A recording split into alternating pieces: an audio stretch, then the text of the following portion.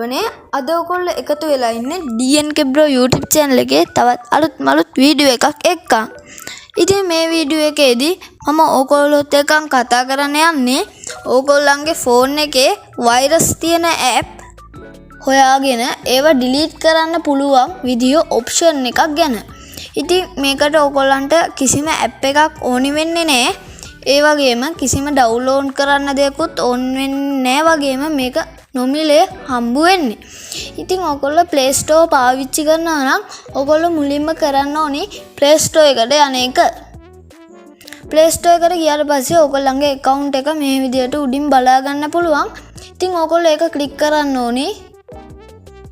ඒ click කරාට පස්සේ ඔයගොල්ලන්ට මෙන්න මේ විදිහට බලා ගන්න පුළුවන්. ඒකේ තියෙනවා මෙතන Play Protect කියලා. ඒ බටන් එක click කරන්න. click කරලා පස්සේ මෙහෙම load වෙනවා. load වුණාට පස්සේ ඕනනම් මෙන්න මේ විදිහට බලා ගන්න පුළුවන්. ඕගොල්ලන්ගේ apps කීපයකුත් මෙතන පල්ලෙහෙන් පේනවා. ඉතින් මෙතන තියෙනවා scan කියලා බටන් එකක්. ඒක click කරන්න. එතකොට ඔයාගේ phone එක මේ විදිහට ටිකක් වෙලා scan වෙයි. ඉතින් ඔයගලන්ට පේනවා මේක scan වෙනවා.